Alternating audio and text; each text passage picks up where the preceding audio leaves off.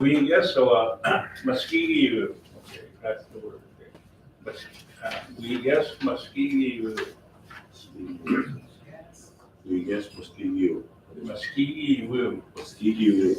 Muskegee. Okay, we will start with, that's Michelle. Three sentence of the day. We guess Muskegee. Oh, no. Oh, Okay. Carla? We guess Muskegee. Dennis? Well. We guess Muskegee now. Muskegee Well or Muskegee Woo? Muskegee Woo. Will. Yes, Muskegee. Shelley? We guess Muskegee will. Rhonda? We guess Muskegee will. We guess Muskegee. Yes. West Muskegee. Yes, Muskegee. Yes, Yes, Muskegee Well. Muskegee will. We guess Muskegee will. We guess Muskegee. Yes, Muskegee. What? What does that Mrs. Pelly, your mean turn. in English? We guess Muskegee will. We guess Muskegee will. We guess Muskegee. We guess Muskegee. Muskegee will. Oh, I guess that was Muskegee City. So whose Muskegee is that? Is that yours? Victoria Olson. That we guess, is that yours? Okay, I saw it there throughout the week. It's too easy that already, make it harder. Okay, we have some citizens here. Kim Young is not present as of yet. So we will go to Margie Laughlin. Not here either? No, Margie Laughlin. Okay, so we'll go right to Thomas Cook, Margie Navis, and Shannon Kelly. That's Margie Navis. The other one is Margie Laughlin. Oh, okay. They issued, according to the agenda. For me, just so I guess you didn't get a chance to read them, nothing at your speed reader. If you can summarize it for us, that'd be great. If you want to bring your colleagues up to the front. Come on up, ladies and gentlemen.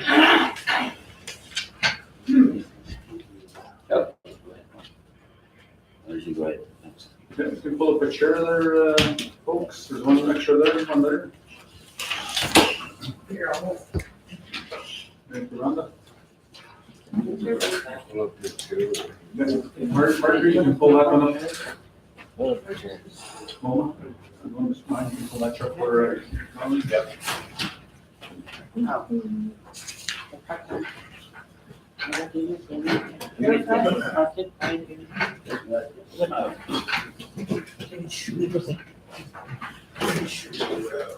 Good morning. Morning. Good morning. Morning, everybody. Oh, you. What's that? Shannon Marjorie Navis. I am with the, they told me to be the spokesperson. We're with the OCDN, Muskegon Incorporated. Unanimous installation, Nathan McGilvery was alive. He was very heavily involved in this process. And the band was, we had support from the band financially, and all of a sudden it stopped. I want to go back to the, it's all about the day schools. There's only two that are recognized in this paper. The Carrot River and the Todd Indian Day School. The one in Figgetti wasn't recognized, but the one at Samwater, what was that? Somewhere. Those two they weren't included in the list. We had a lawyer, Michael Yurch, who to bring out a legal entities for this, our group was feeling.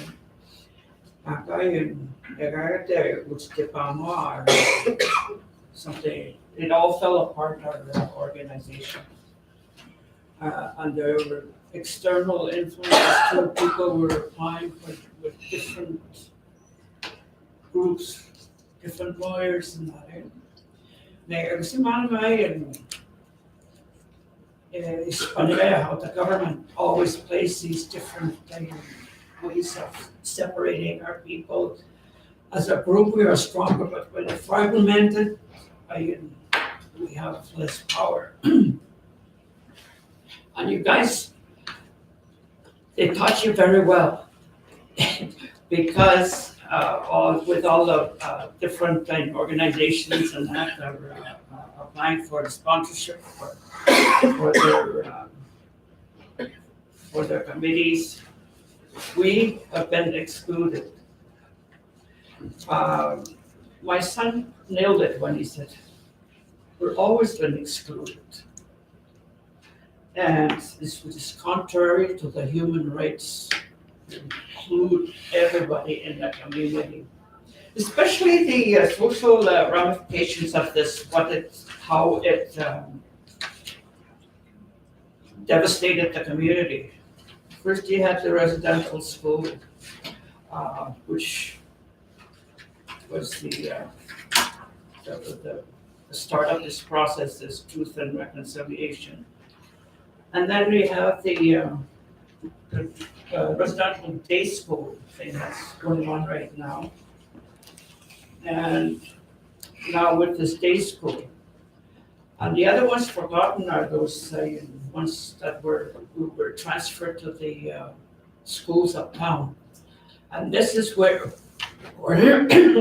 we suffered the most humiliation, racism, and all kinds of horrific things done to us and our children.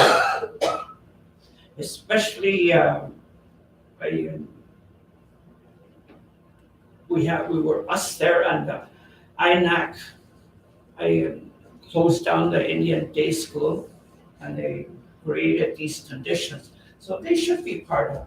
You cannot heal the community with just fragment pieces. They're infected the whole community, this integration process they implemented. And how can you heal the whole community when you're just favoring different groups? As a whole community, look at all the different groups and things that has been inflicted on our people. We were over there, we were taught not to speak, we were punished not to speak English. Now those things are against the human rights. I think you should have even brought to the United Nations. As indigenous people, we were being imposed these the British colonialism and rules and regulations. Shannon and I are both Bill C-31, and we were robbed of a good education, and our children cannot have the benefits of most of the community. So we were robbed, and the only thing they did for us was reinstate us to the community. And sometimes at the local level, there was one chief in Canada that didn't recognize that. And that's an example of how the government has taught our own people how to discriminate against our own people. So we're here to present this package to rekindle the spirit of this Paspiwan to start the process.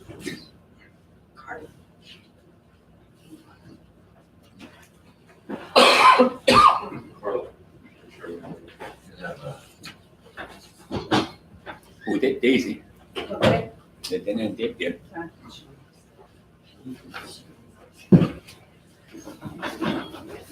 Just gonna squeeze, the Barbara through here. The sheets through here. They're gonna put her there. We'll put her beside everybody. We're gonna get Nancy. All right. I can sit over there. Just squeeze through here.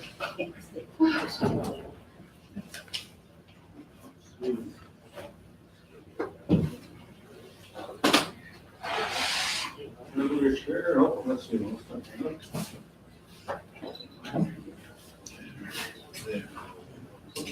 Turn the center. One time.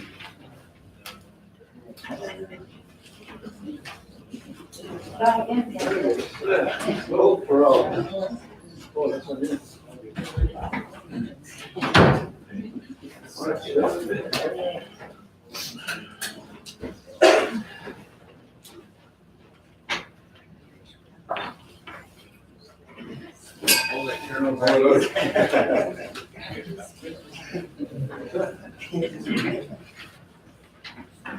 Okay, go ahead, Mr. McGilvery. Well, we had, 5 years ago, we started, so we were incorporated now, where we have a bank account downstairs. We had a sum of 550 members sign up for our application for day school compensation forms. Now, we're just wondering, Gary McLean has another form that he adopted or drafted up with his son and Vance. And some of the issues were the county should we follow Gary McLean since he's taking his to court in May. His court is going to be, his class action suit will be presented in May 11th to 13th. And this is where, once it's approved, then we can start compensation in the, our people who are day school survivors. And we've got to follow his pattern, his application rather than ours. But some way we can adopt that, the people that passed on, somehow we're gonna have to adopt the application to the president, Gary McLean's form. And we had a past meeting yesterday. So I got this from the, this is an update of the day school class action suit in May 12, 2019. There's been settlement reached by survivors of federal Indian day schools. And this would be in the, for example, it says $10,000 per student who attended day schools. There's a $10,000 compensated package there, but it could be more if an individual wants to go on their own. It could be more, like 200,000, whatever the point system is like. So that's what we're working on right now. And rights and actions. If the people, the survivors want to speak at the May meeting, they are willing to do so in Winnipeg. They'll be gathering there, and people will be selected to speak on behalf of their First Nation schools. By the way, there's 105 day schools that are on that compensation package from right across Canada. 105 day schools that class action should, including ours. So that's where we are right now. So anyway, just to hearings are in May 13th to 15th, and once that's passed, then we can jump on our application and get worked on our compensation for our remaining surviving day school survivors on the OCN land. That's where we are right now. But we did not have the space to start the process. We need office space, we need supplies, just to get things going. Because May's coming fast in the next couple months. We'll probably need a couple months to work through the summer to verify this our states that for each first person member. But two questions, is there a list already, Francis, and secondly, a list of schools, and secondly, what was that announcement before Christmas, some sort of recognition, quote unquote, of this process? Was it announced by the federal government or announced by Gary McLean? Announced by Gary McLean. Yeah. Did the government have any input in there, or is there an agreement? Actually, Yes, we'll go to Shelley. No, I think that was very important, by Gary McLean. Yeah. Well, he gave me a couple of lawyers that were working with him. I guess what I'm trying to get at, what the status of this thing is, it's still in a class action lawsuit, right? Yeah. That's where it is. There is no negotiation between the feds and anybody on behalf of the day school survivors. Well, there is a lady there, her name is Vanessa Pazard, and she was telling me, I want to get the information from them, and the people that passed, is that what you're saying, Pat? The people that passed on? No, and I'm just talking about, I just want to know what the status of this process is, where this whole thing is, the status of it. I think that's one of the problems, we are so way and disorganized that we don't know. It's, how they contact Wilma and then, I don't know where other groups from this community are But doing. I'm not so much worried about that. I'm more worried or want to know what the Fed's position is, the federal government. Is there an agreement on their part? And are they willing to look at this? Because they can go to residential school where they make their list of residential schools, and they have an inventory of who went to school there, and they did a payout there, right? Based on the common experience, and secondly on IAP, which is the second part of the residential school payout. So I'm not so much concerned about our part, the students' part, but the federal government. That's where the money's going to come from, yeah? Yes. So, it's what I guess, was there a handout there, Shelley? What was that announcement in? This is what Shelley's bringing up. Okay. We'll go to Shelley, then we'll go to John. Okay, Shelley it's and more of an Robert, information update, yeah? So this is the update that I would have, Yeah. based on the comments that you're sharing with us, Edwin. Yeah. In December With the of this questions? past year, Yeah. that announcement took place at the House of Commons in Yeah. the main 48. That's the ministry, right? Yeah, Yeah. so she was the one that met with the group, and it's not just one person, it's a group of individuals with this class action. It's not just the lady here, it's like, it's a group of individuals that came together, that put their names forward to bring forward this case. Now, okay, so this issue is multifaceted from what I understand, because when I first came home, I took over the office that they were all sitting in. So Francis and Margie had an office at Lands they provided a space for them to collect information for those OCN members who attended school. So let me get some of that information.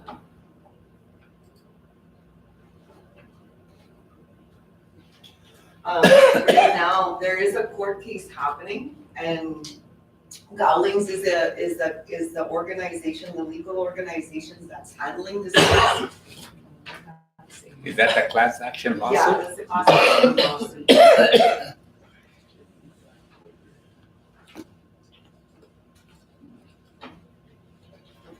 Right now, like I know that money was provided to this group. I do believe it was way back in maybe 5-6 years ago. Yeah. And I'm not aware if there was other proposals that were submitted, and that's the way it was back then, the proposal process.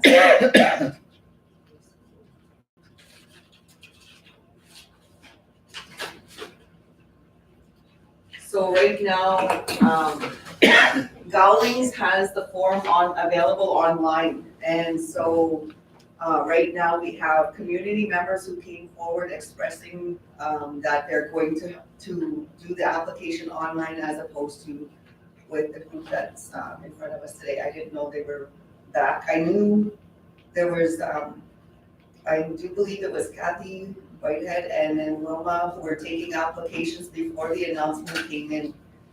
This issue is really complex in that there's a few factors that need to be followed up with. Say, for example, I know Mariah Moore has been working with Delilah Young to determine whether or not Opaskwaykwi Nation would fit the criteria. The previous leadership did not submit the community, so we're not listed as part of the communities for the day school. However, individuals can apply online. That's what we were told. There's another point that's really important is that the announcement did take place, and right now they're working on the settlement, which was announced just recently, and the base amount is 10,000 up to 200,000. I don't have that information in front of you. So moving forward, one of the recommendations that I would say is that there are pieces of the information that need to come together, and the way I'm listening, it's like they want to do their own class action lawsuit, no? No, we just want to be part of the process, Okay. so we won't have that. Okay, But Michael, a couple of years ago, was looking for money to file a class action lawsuit on behalf of OCN and the group. I forget how much he was looking for, but he didn't get it to it.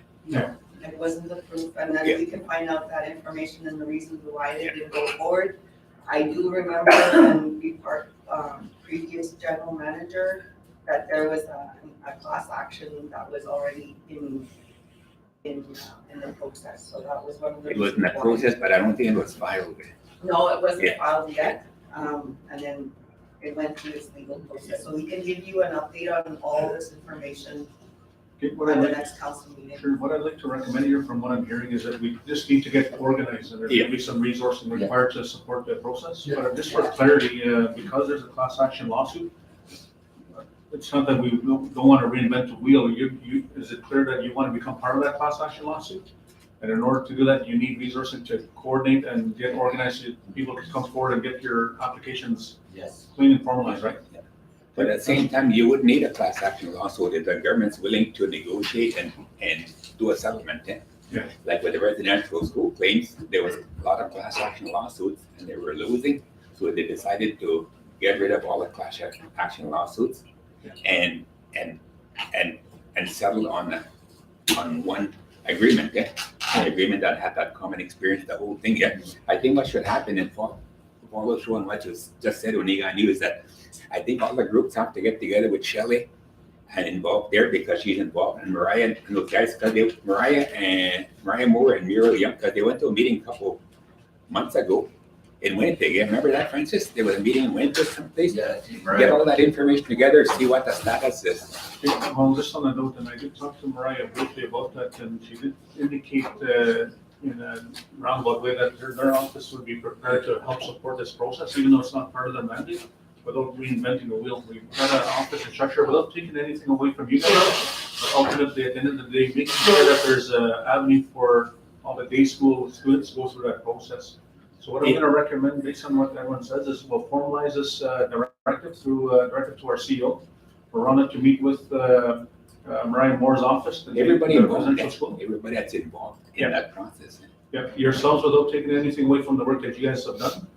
And then come back with a recommendation. So what we would look for is basically a plan to come back with a formal plan, knowing what resources we have and what the gaps are missing, and anything that's missing, we would then review as an SJ out here and then provide that resource if needed going forward. And part of that may include we even need a lawyer at this point, knowing there's a class action law firm representing us. So we would go through balance, we just need to organize here in a past track, right? So one of the things I'm gonna provide you with updates, Mariah has initiated discussion with Delilah and I was able to find a document, and we forwarded Dr. Gowlings to see if it was enough for the Mary Duncan, the Kelsey School Division information.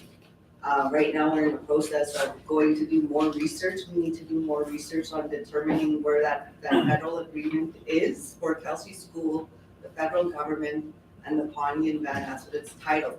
So right now, that needs to take place in order to help proceed the case of, because the data collection, because there was only 2 schools listed on, like, I can't find it right now, but I know that there's 2 schools that were listed. That was the Red Brook School and the one in Begay. So- Carrot River and. Yeah.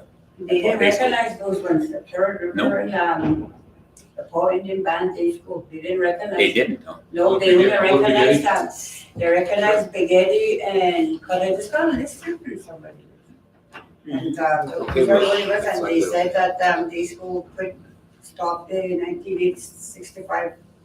Okay, what we'll do there is, even on those ones, they may have said noted, but that's not to say we can revisit Yeah. and justify the reason to try and get our students recognized under those schools as well. So this is where, as part of your discussion, Rhonda, to coordinate that meeting, bring all the parties together, including the schools that were said no to by the feds, and we'll challenge that issue. And this is where if we need to push that case, then we'll engage legal counsel on that to support that.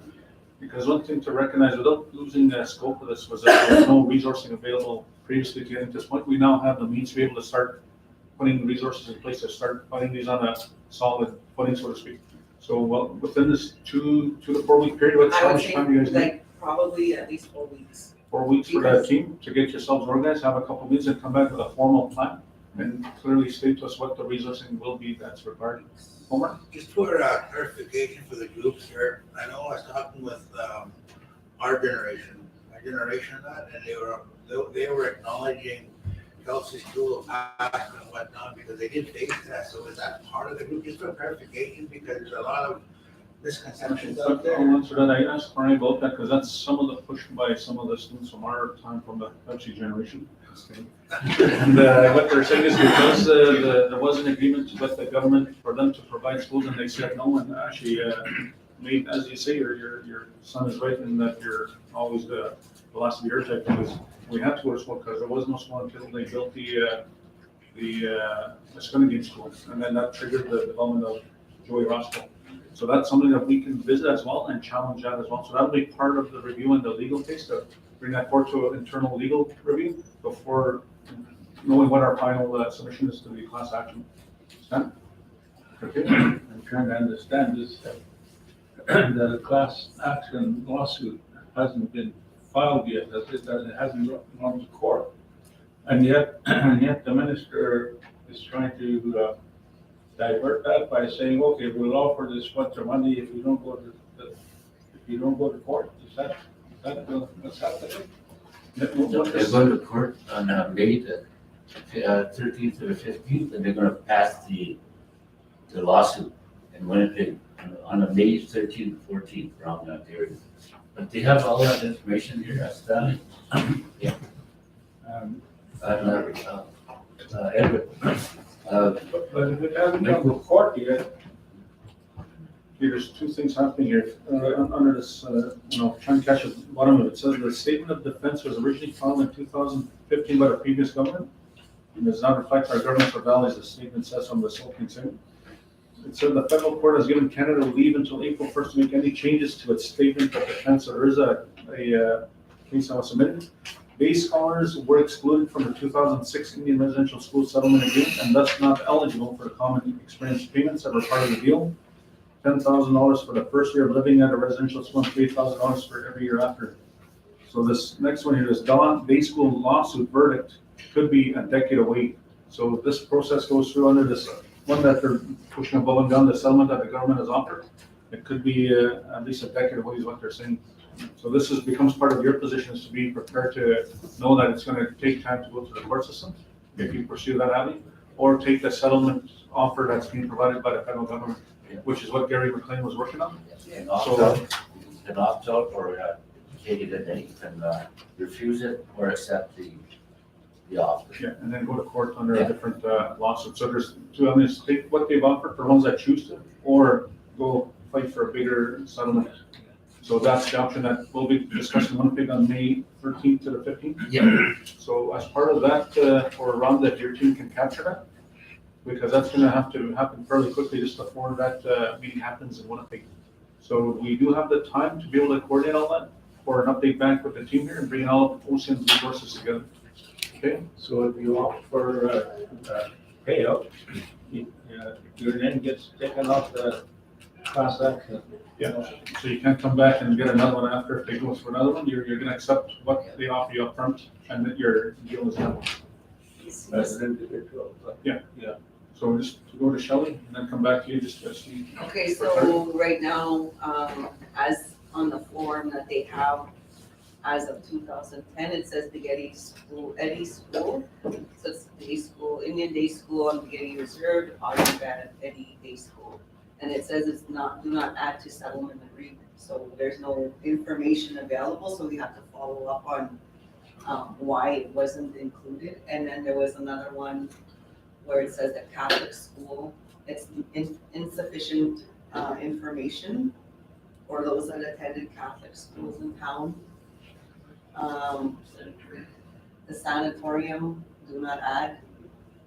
So there was, like in this kind of information, follow-up, additional information is required. It's just no different than what we provided, like when was that? When I was doing the research for, the PAW case study, and in there it says there was an agreement by the federal government for education for those that are attending officer. We need to do our part in finding that agreement and asking Kelsey School Division if they have a copy, or even Indigenous Services, because right now we can't find any. Nothing in our archives? No. Okay. I got that information from the archives. Okay, so if you can share that, then this could help. So from a, Lori, go ahead. Shelley, just a question. I know Elder Barbara attended school at Barrier Settlement. Is that being considered as well? Where's Barrier located? That's upriver. Halfway to Cumberland. That's So one of our where's Barrier county Settlement? selections. Barrier is not listed. Okay, if it's not, then it should be, because what we don't want is to miss any of our students in any of this process. And also, further to add, were the schools in town, were they not built with Indian monies? No, they were built with their money, but Indian money was added on after we had an agreement, not we, but Indian Affairs had a tuition agreement then to take our students, so they paid an average per capita operating cost then. But they took out any amortization there, that's where that building would come in then. That was taken out, that came in separately. So Public Schools Finance Board would negotiate that with Indian Affairs for students. So when they did Bill Scott Bateman, our money wasn't there from Indian Affairs, but not the other schools. And that's what Mariah's saying under that discussion is, because that should have been built on OCN under a treaty, but instead they used part of that awareness, which is why we went to school in town. So that's gonna be part of the challenge that we gotta push from OCN's position. And I believe on Barrier Settlement, Barbara and Mary Lewis, did you attend that school? I attended here. I know Barbara talked about a school being a Barrier Settlement, right, Barbara? Yeah. Okay, so we're gonna capture all this information and get as much, well, we gotta get every bit of information that exists regarding these day schools, including the barrier school, et cetera. And then the discussion with the students, as Omar says, of our generation, Mariah's started that discussion already, and see how this all gets captured. So we're gonna have to get those agreements captured, Rhonda, somewhere, and bring them forward. So what we'll do in the meantime is, between now and then with your group, where are you guys operating from? Nowhere.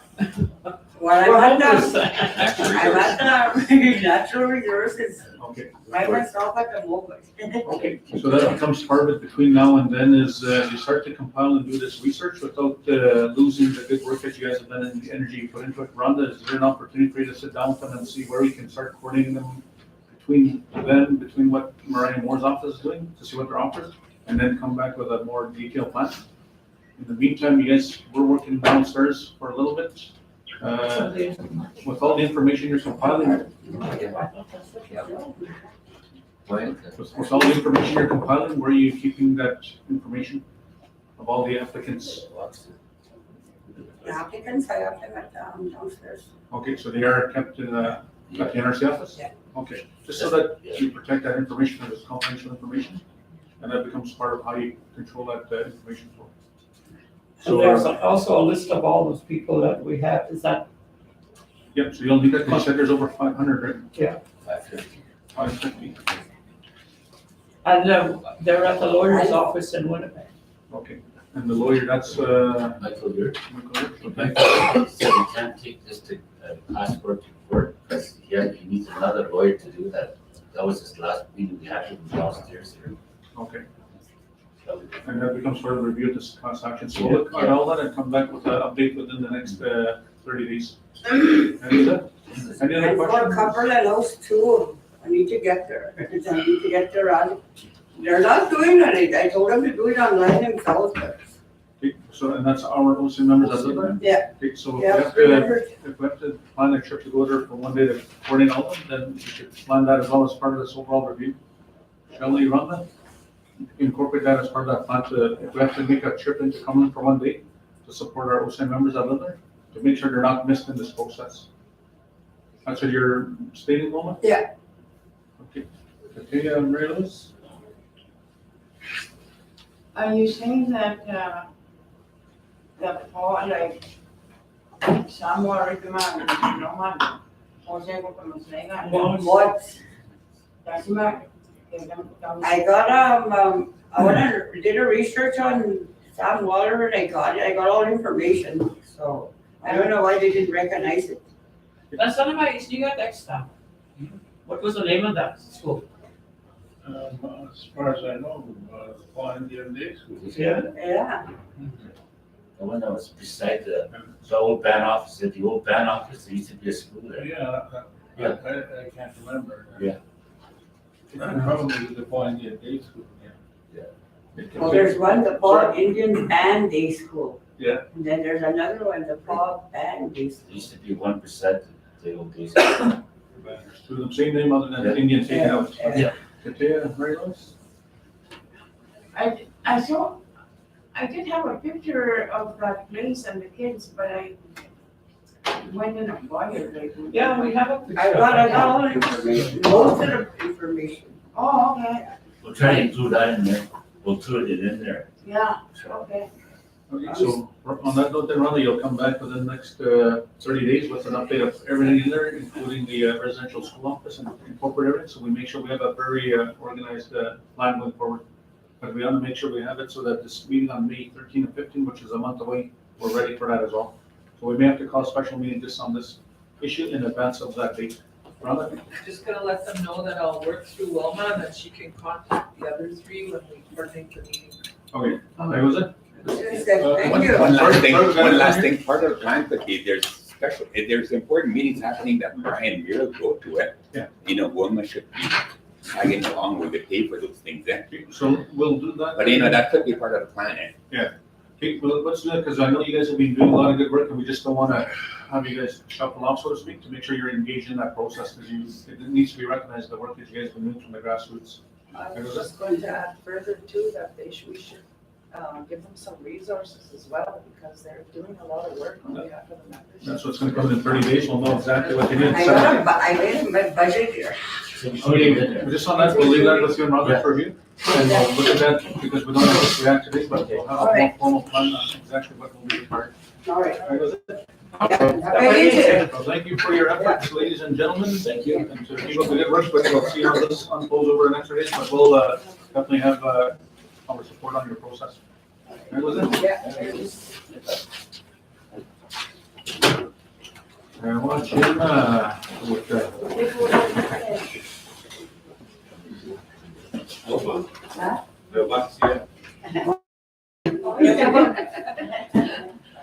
Well, this is what it's doing. Yes.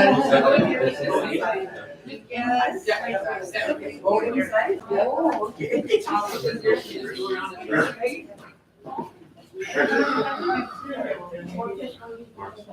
Good time, March.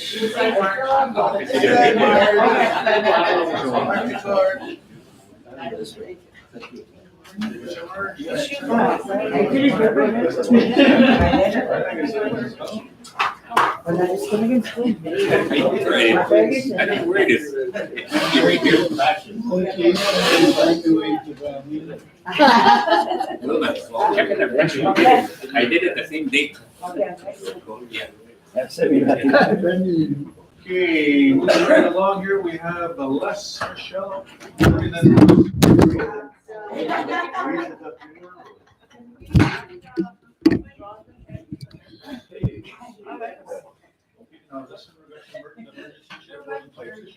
We have Jen Smith on that as part of that, so we do have it under item 11 in the agenda. If you want to come back to Sandra, because it's exactly dealing with the same situation.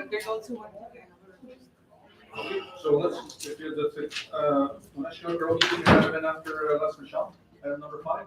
Yeah. Which will be right after Melvin here. Les Michelle, so this will be going to present Rhonda has.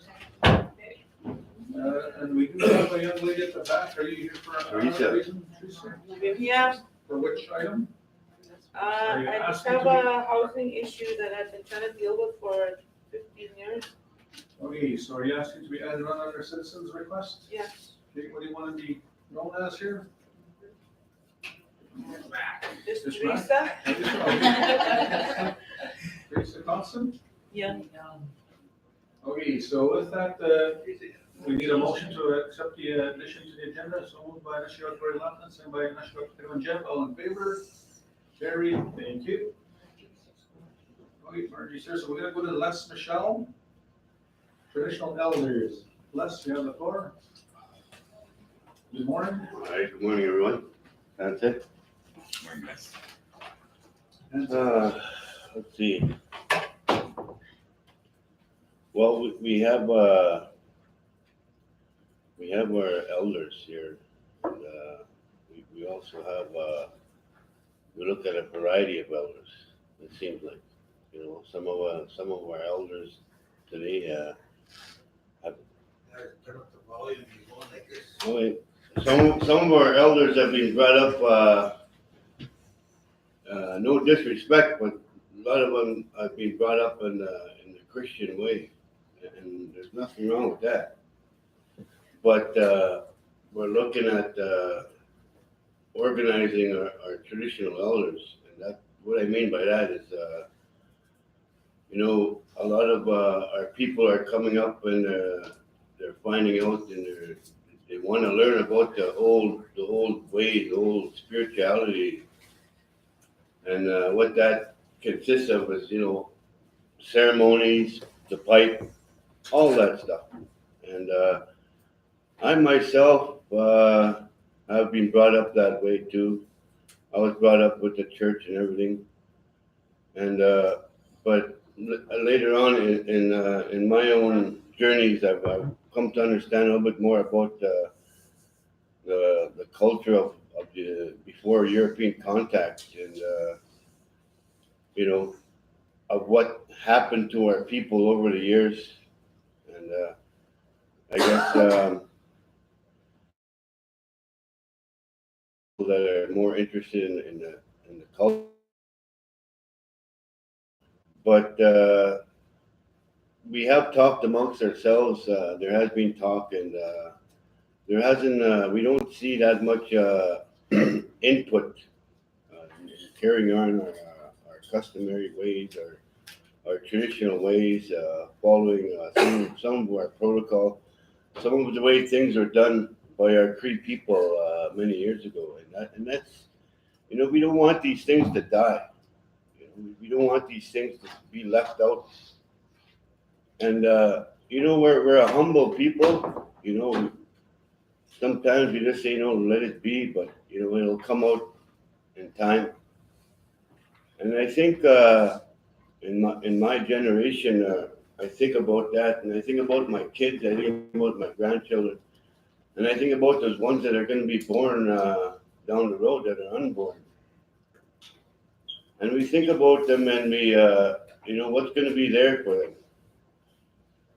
How is our tribe going to hold on to what we have? How is our tribe going to continue our spirituality, our ways?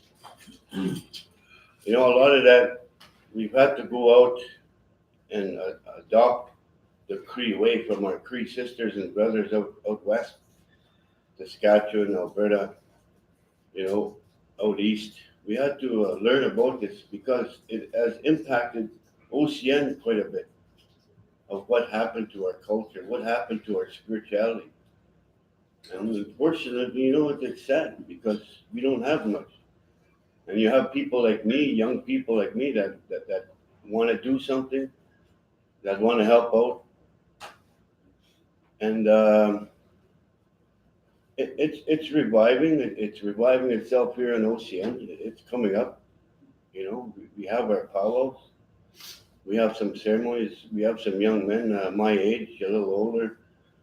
They're picking up these lodges. They're picking up these ceremonies. And I continue, you know, it's an everyday thing that I continue to learn and try to live by. You know, these laws, these simple laws, these simple customs that we have, you know, that were given to us from the Creator. And I think that comes down to just reviving them and continuing them. You know, we don't have that much of that traditional input on council. Let me just respond to that, Les, as you're talking about it. We did have a meeting last week with the elders, the council elders and the committee of elders. Yeah. And that came out very loud and clear that as we progress as a government moving forward in the budgeting exercise, we are putting an equal amount of dollars in there, similar to what we provide to our churches.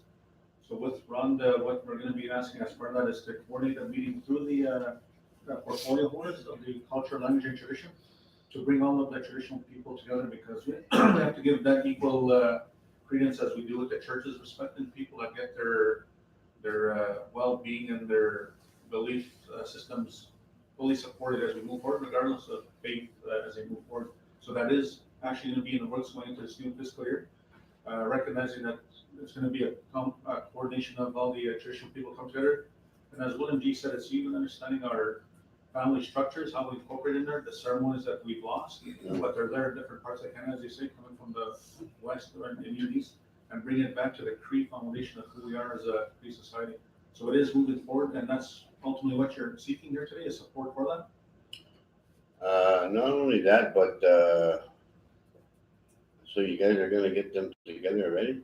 Yep, Rhonda will be working on it, and that becomes part of the portfolio. Lori, you sit there with Shorty, so to get that organized, so that's on their agenda, so you're gonna need to move on that fairly quickly, Lori, as part of that movement going into the new fiscal year.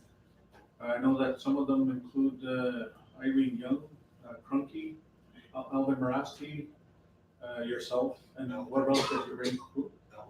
Melvin Combois, yeah, bringing those people together and starting to formalize a plan and strategy to move forward. Unless you go with John and that could be Wilson. I know it's going to be a challenge bringing your traditionals together because it's, they differ each way. There's no set way to I guess, preach spirituality or the customs that we lost. Each traditional sector has their different ways to operate. And sometimes you see the clash because they offer their custom in a different way, their ceremony in a different way. So it's could be a rather complex challenge to the person who's going to bring them together. I believe that it has to have a lot of mind work into what you're going to try to do. You have to it's pretty human nature. You know, egos will clash. I've seen it already. I've seen it over the past few years. So my mother's a traditionalist, but hers is different. As for myself, I don't indulge in her ways. Again, it's different for each person as to how they're going to accept what we're trying to accomplish here. Because again, I was brought up in a Christian life, but at the same time too, when we had to deal with our challenge of losing our two children, we had to kind of bring things together and try to make it work for the people who are Christian side, people who believe in the traditional way. So we kind of put it together.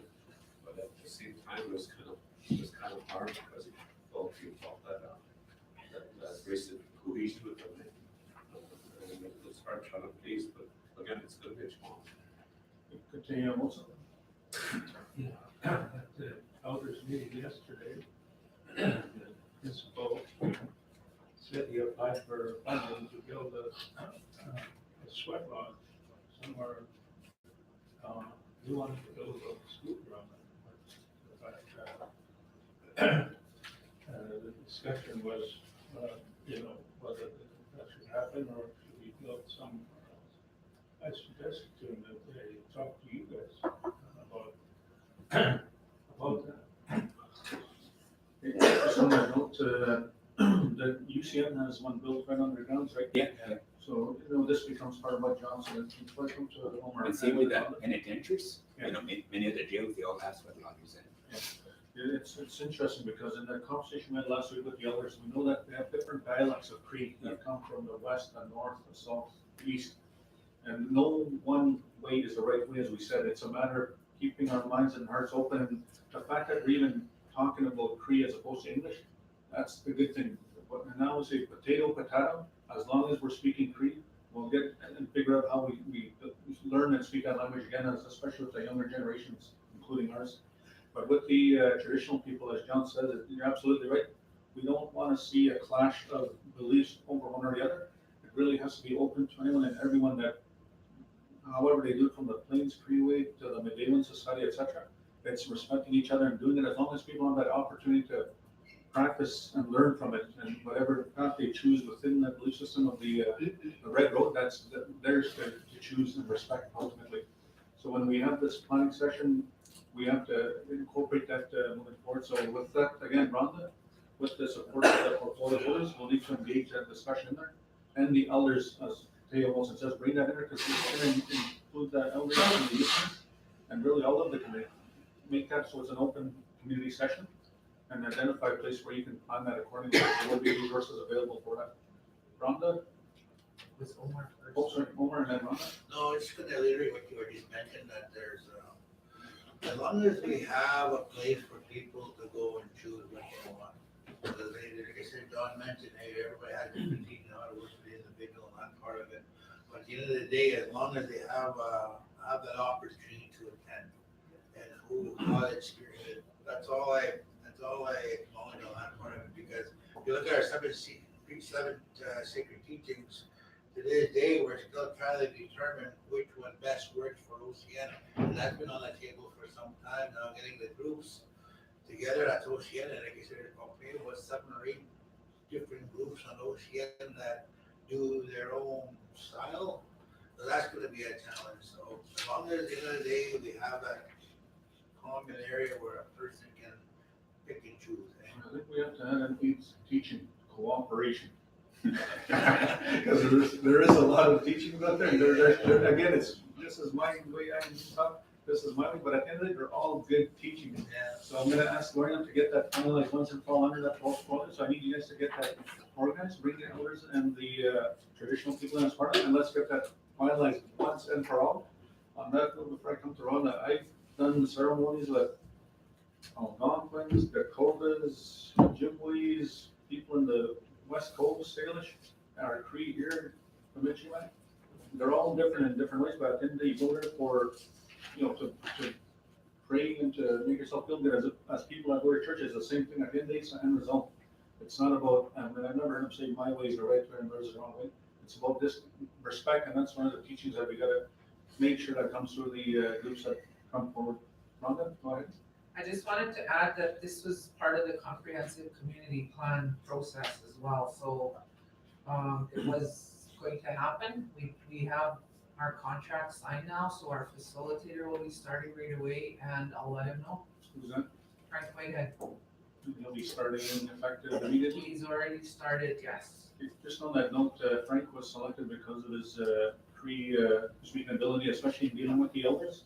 His facilitation skills, and he'll be supported by Victoria Lappin administratively, Yes. because we're delayed a little bit on that CCP, so he'll catch us up pretty quickly to have this plan complete by the end of this next fiscal year, correct? That's the plan? Yes. Okay, Lori?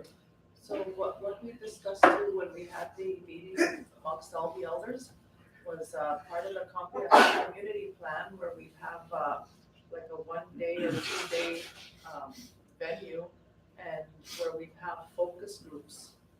Because there was a survey going around that was conducted by the elders in regards to our Cree terminology. So what we want to do is in those focus groups, theme those questions centered on that survey that was handed out. So, but in working with Rhonda and Victoria, we'll invite everyone and get this session started. That'll include everyone. Well, that's what part of what you're asking today, then, that plan is already work in progress, there's financial resources identified in there, it's a matter of coordinating and now putting it together. So with Rhonda and the portfolio holders, we have to make sure you engage the traditional people of the community as well. If I'm putting include them in any and all meetings going forward, and we broadcast that to all of our social medias here. That was it. So unless, anything else? So this came out of meeting, strategic planning meeting that came about. Well, it was a call from the elders meeting last week that captured part of that, and then with part of the budget exercise that we're going through, that we sort of make sure we provide resourcing to the traditional people as well. Again, as you said, we reinvigorate our culture, language, and ceremony as part of that, because ultimately, language is connected to land, and that land becomes part of our ceremony. Kaya, so it's all before European contact. And that's all good and good, yeah. And I think the only thing that I have to say is about that, it's a good process, like organization and everything. But I still, I'll still have to stand up for the creator and say, you need to follow protocol, all right? You have to follow protocol. And that's one important thing, because it's that tobacco and it's that pipe that's gonna help us. And that's what is very important, that's what I'm trying to say. So, yeah, okay, well, I'll just leave it at that, just that, that stuff's gonna speak for us, and that's where you'll have everything working for you. Everyone will be more open-minded, things will click, things will work together. And there is a universal understanding amongst us. We all try to live with kindness, we all try to share, we all try to work, we all try to, love one another and stuff like that. Again, it's just, basically some people have their own opinions, they have their own beliefs, and, we have to be respectful of that. But again, it just comes down to the creator, and you gotta follow it, and that's what's gonna make everything work out, and that's what I'm trying to say about the importance of our community. I think you gotta have that in order to look down into the future, eh? To look down to build up, to build what we had to build up what we have, but to continue on, and we'll still see a lot of help down there. Just on that note, before you go, there's just two stories last week for those that attended the budget exercise. We started that session off with the elders in the morning with William G. Latin, and we did a pipe ceremony. And part of it was to start reinvigorating our ceremonies in the process, and at the same time respecting the ways of the church that's in our community.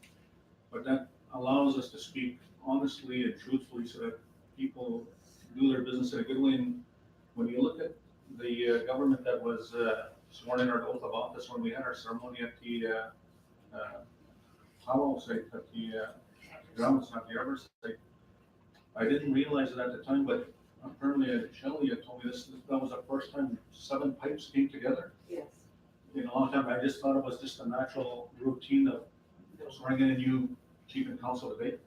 But when you think about it, I started asking, has this been done before? And for those councilors that have been here longer, I don't think that was ever done before. And then it made me think, Jesus, when was the last time that really happened? Was it during signing of treaty even? So it makes me wonder that if it becomes part of that revitalizing our culture and our language and ceremonies as we move forward, I think that's part of helping us as we progress going forward in a way that's mutually respectful of all of our beliefs. So we'll definitely be incorporating that as we move forward, and we'll be relying on you guys as traditional people to teach us and show us our old ways. Homer? I think you have to understand though, every leadership is different. Every person at this table is different. It's not based on leadership. And I think that's something that you want to move forward, is to adopt that before this government is done, to adopt those policies. Right? Whoever's coming down to practice that, we still capture those teachings, because like you said, we practice something and down the road someone else, it can be changed, right? So it all depends on what kind of process or protocol you wish to leave behind as part of legacy. So I just felt like I acknowledge that. And then we'll rely on the others to guide us in that way. That was it. And well, especially if you're gonna lay it down, You know, so some of these things are law. And then are you gonna make it, put it in stone, like, for the future people, like, you know? So I wanted to give a little bit of a historical on what has happened that time we were coordinating. Zach Moore was tasked to gather traditional pet carriers.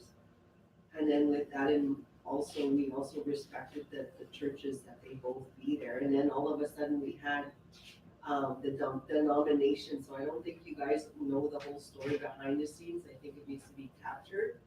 I'll give you an example. Like I do recall Omar coming forward saying, I would like my mother to do the having the holy water, placed on his forehead. So we did honor and respect each individual as they came forward, saying with ceremony. Like they did both ceremonies, but one was more than the other. So just wanted to share that with you. So with that, listen, you'll have that support as we move forward, but one thing we'll rely on your colleagues and bring that forward, and that it's not one that pulls over the other, it's gonna be equally balanced as we move forward. And that's it. You have a good day. Okay, thank you very much. We do have a couple more citizens here we want to capture, and then we'll take a break. So we go back to the top of the list, or we want to go with Rhonda, because I know March came in after, so we have to go to March, okay. March, so Margie Laughlin, you're next. Oh, that's cool with that. Good morning. Okay, just so you know, we're on Facebook Live for community watching. Are you okay with that? I'm okay with it. Okay. I want everybody to know it. But anyway, first of all,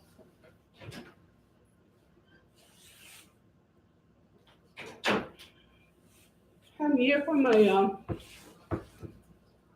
daughter, Anna Marie. Like she's been having this problem with her house with those cockroaches. And that's been ongoing with her since last year. I even got one of the counselors to come to my house and see it because my daughter has 6 kids. She's got 2 babies that are still small and are on the floor. And sometimes they play with those bugs. And there weren't that many. And nobody did anything about it. But now it's a big problem. They're all over. How many times did that bug man come to her house to spray? I think it's 3 times already. And they're still there. They finally told her to move. They put her in a hotel for 3 days. An hotel is not a place for young kids, especially when she has 2 of them that have autistic. So now she's homeless. I got 3 of her kids at my house. She takes care of 3 of them. Because I can't handle the ones that are autistic.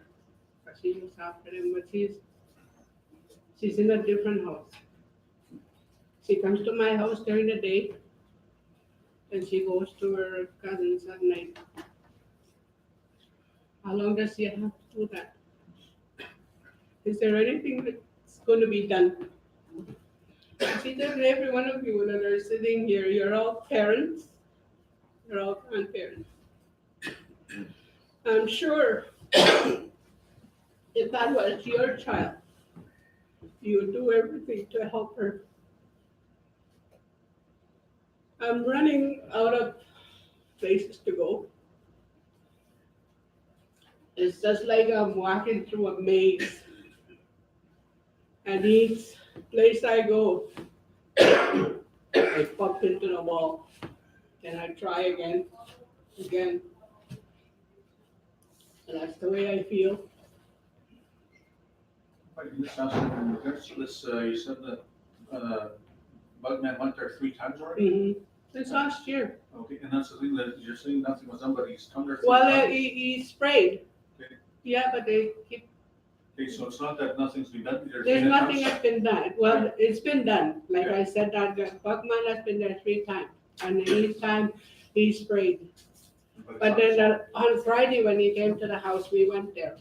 And he had one of the guys from housing come there. And he talked to that guy, and that guy told him that it needs to be, all the walls need to be taken off because they're already inside the walls, because they're coming out from the cupboards, they're coming out from the stove, anywhere where he said, anywhere where it's hot water. Just on that note, then, on the two things, and one, the attempts were made, but this thing is getting worse and it's already out of control. So in regards to what Marjorie Laughlin's asking here, is with your daughter and the kids, first of all, they've got to be looked at where they can be put in an emergency type of housing, keeping the family unit together. Recognizing we don't have any emergency housing other than the ones that are being built in the fact that those houses are being built in the beginning. I know they're still under construction, but is there any, or even the new houses that are built that, I don't know what the situation would be in regards to an emergency situation like that? Because if those bugs are already in the walls, you're not gonna get rid of them. And the question was asked is where did those bugs, where did that originate from? And from what I hear, a couch was moved in. Yeah. And that's where the Yeah. infestation started, right? Well, I don't know if it was a couch, but she bought a freezer from somebody, and I don't know if that's where they came from. But it was introduced into the house, that bug, and it's now infesting. So I want to ask Rhonda here in regards to how to deal with this. Rhonda? I'm gonna call a case management meeting, I'll have housing there, I'll have health there, I'll have social there, and come up with a plan from there how to fix this situation. Because my daughter. Sorry, well, just make sure, because it's already in the walls of that house. Once they're there, you can't get rid of them, and you're absolutely right, you're gonna have to redo that whole house, you take it right down to the frame. And rebuild it if they're not already in the wood themselves. Yes. So we'll go to Omar and then back to Mark. Yeah, part of your team here, maybe include Dean, because he's really into the health part of it. Yeah. I did go talk to him on Friday. Yeah, but he's part of that networking team that you're discussing. Yeah. The reason why we need to capture it, because it won't take much for those bugs, especially when it starts warming up, to go into another home. Well, that's what that guy said, like, you can spray all you want in here, he says, but right now they're frozen, but he says they're probably laying eggs in there already, and then when it gets warm, they'll come out again. And the fact of the matter being is, the cockroach is the only bug that'll survive a nuclear that's what I heard. attack. So, John, and then back to Rhonda. I know, this has been going on for a while. I believe, with membership, like March, they come to chief of council, voice their concerns with us, because we're the last staff here. But we should have that working environment where people downstairs work with our people.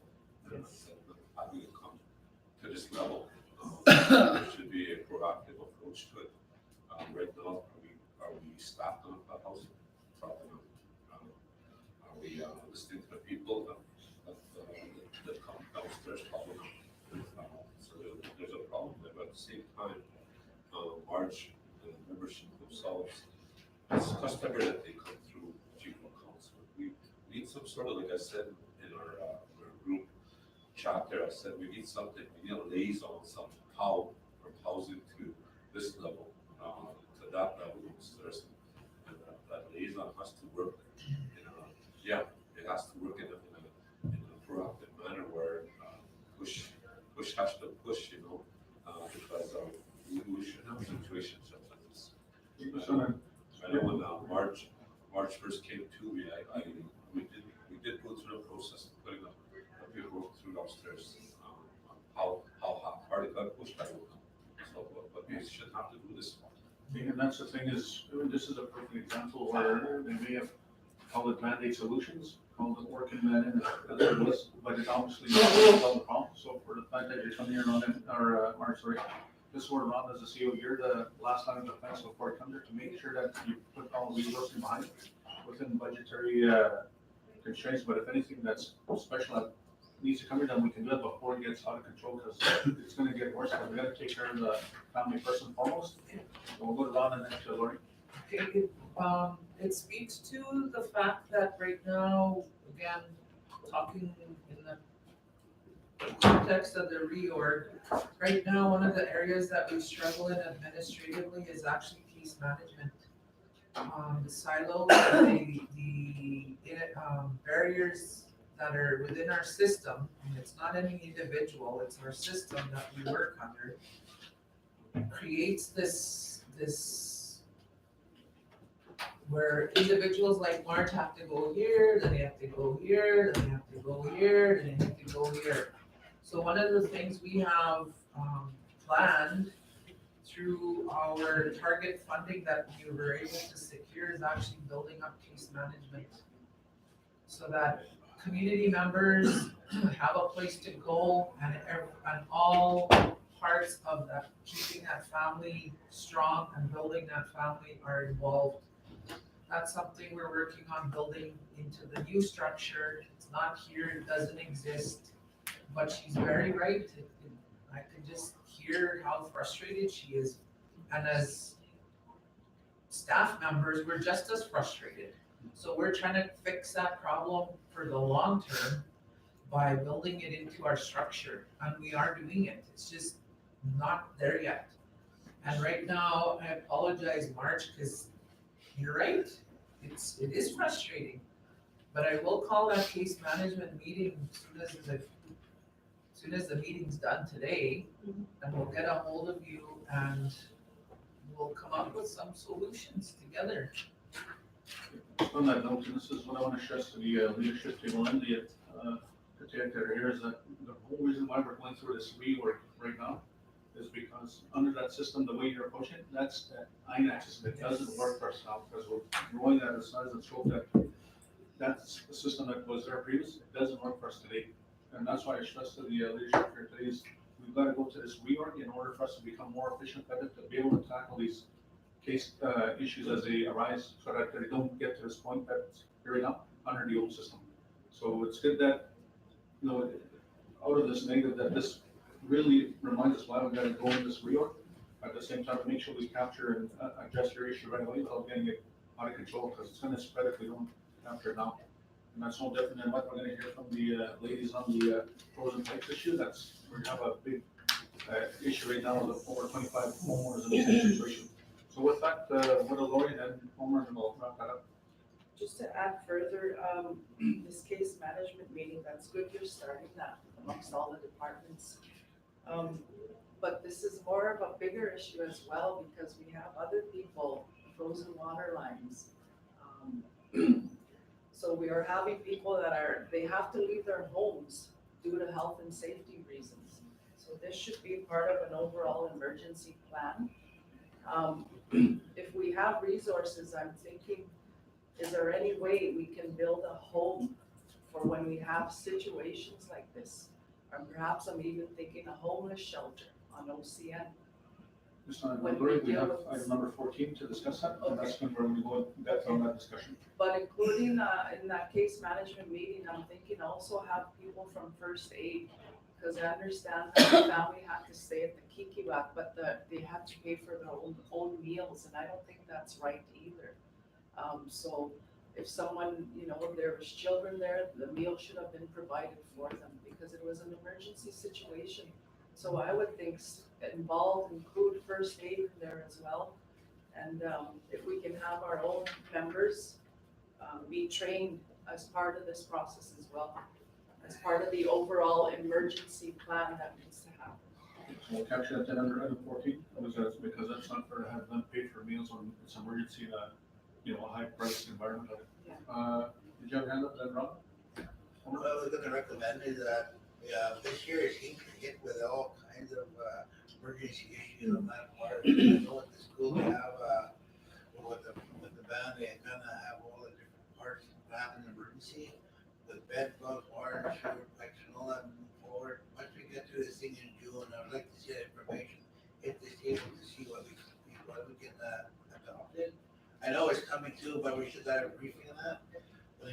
On the other note too, we also have investment money, or we have some kind of funds out there that we should allocate when we meet up with the emergency team to come back and see how we can address those housing what we need for interior breaks and whatnot, so we need to see that. Yeah, I we know just that discussed money, but we just have to wait for you to come back and hopefully within maybe by this Friday before spring break is have a special meeting to acknowledge, I know it's emergency, it has to be done. Actually, just so I know, we are having a final meeting on the budget so on Thursday, and that was necessary with the finance, with the managers yesterday. Rhonda? I was just gonna say, we do have an emergency plan in draft. And Red Cross, we're working with Red Cross on it. And they are going to be coming to the community in April for a tabletop exercise so that we practice what we do in emergencies. And then once we agree that it'll work, then we're bringing it here for approval. So we're almost there, but we're not quite there yet. I'm just trying to go without taking away from March meters, that will be discussed after the end here for an action plan to meet with you. And the thing is too, like she can't take anything out of there. Like, everything is ruined. Yeah, Like, that's I okay. bet all those bugs are in there, so she can't, Yeah. her bed. She Everything will be practically destroyed. threw everything out of the, Okay, and that's something we'll have to look at, is how we address that as we move forward, fundraiser or whatever it may be. Yeah. Maybe the sooner we get it done, I got 2 trucks going, I got 2 people each truck. If we need, we'll take everything, we'll burn it at the dumps, so I just need a plan in place. Okay, so you'll be in later. so now And she's, when we do that, make sure you get down record and approve that they're reviewing with that, because we don't want what happened to that other lady, help Take with pictures. the French counselor they're getting, just to make sure everything's done based on lessons learned, what happened. We'll take pictures. Okay, So sorry. how are you going to deal with the basement part of that? Because I understand the whole house would probably have to be gutted out, right? I don't know, the people that'll be there, like James Dean Housing, they'll come up, Okay. what to do. So let them figure that out and come back to us with an update on the situation, because we can't answer that or give directives until we know the real, true story. And we'll deal with it this week, like, as soon Okay. as I'm done today, I'm going to try and coordinate this meeting. So if you quit asking questions, you can get started Yeah. around here. Sorry, you know what? That's good. Okay, March last time, like I said? so, yeah, but the thing is, in the meantime, my daughter is anxiously wanting to hear what's gonna happen. By the end of the day. Because she's kind of very emotional and she's getting into depression. Yeah. Yeah, because of this. So just for clarification, then Wanda will make contact with your daughter, so that'll be contact. In March, yeah. And March. Yeah, but thank you very much. Thank you much for that, and just on the note, that's the first time I saw that video late last week of those bugs running around. Yeah. And I thought, oh, that's something that has to be addressed, because it's gonna spread anywhere, and your family Yeah, should be in that situation. Yeah. Or the ones that are dealing with the backup sewage, so we're gonna discuss this whole emergency plan. And was it? I wouldn't worry, like, if she was just, she only had one. Yeah. Yeah, But but, still, she's got a lot, she's got lots of kids, and they wanna go home. They don't like being in other people's house. Sure. Yeah, Yeah, and it's kinda- and she can't do anything to help herself when she's in somebody else's house. Okay, so we'll get that, action to you after the meeting today. Okay, thank you. There you go, sir. I get it. Okay, next item is, we got, Rhonda Head. Who was here first, Teresa or Rhonda Head? Teresa, you were here first? Okay, Teresa, sorry, and then Rhonda Head. Sorry, Rhonda. I know you got your tracksuit jacket on. Okay, Teresa, come on up. Good morning, everybody. Good morning. I just wanted to give you a little update. I heard you mention that we're live on Facebook. Yep. And can I request that I have my matter off Facebook? Yep, we can turn it on. Due to the Let us know when it's off, Dennis.